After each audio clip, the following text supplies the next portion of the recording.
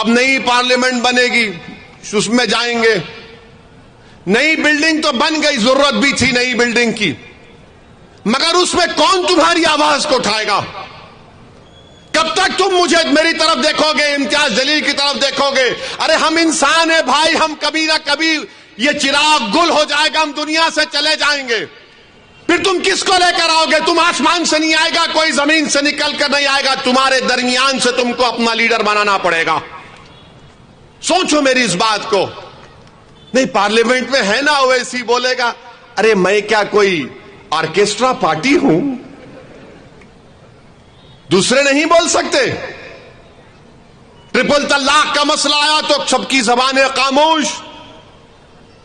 मैंने कहा उन मुस्लिम एमपी से दूसरे पार्टी के, बोलो कुछ तो बोलो। बोले नहीं ओवैसी तेरी बात सुनने बैठे हम।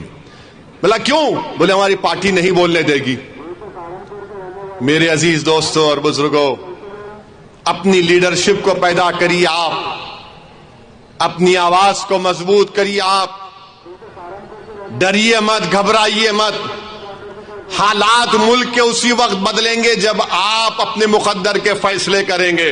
अगर आप मुझे पसंद नहीं करते तो किसी और को खड़ा कर लो मेरे भाई, मगर कोई तो हो जो तुम्हारी लड़ाई लड़ सके। अरे महाराष्ट्र की सियासत में किसानों के नेता है, दलितों के नेता है, आदिवासियों के नेता है, मराठों के नेता है, बैकवर्ड क्लास के बरादरियों के नेता है। तुम्हारा कौन है नेता बताओ?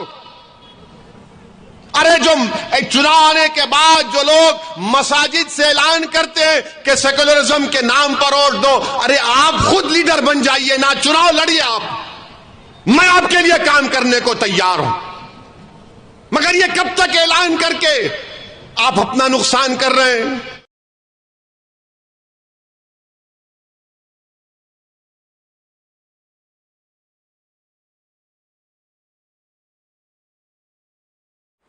आज इस देश में बहुत बड़ा इतिहास रचा गया।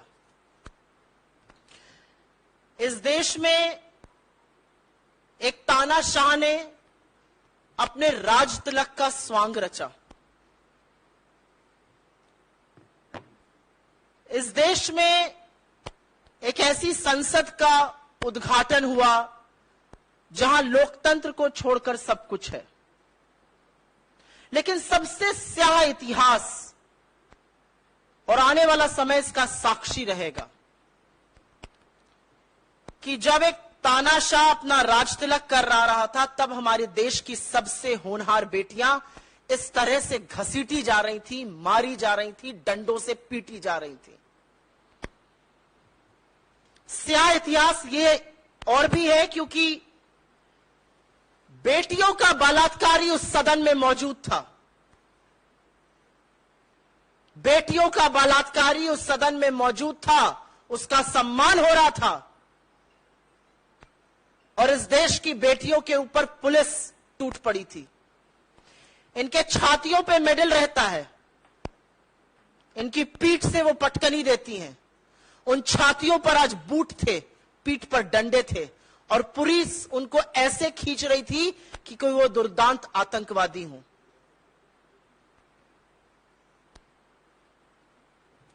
आज इस देश में वाकई में इतिहास रचा गया है।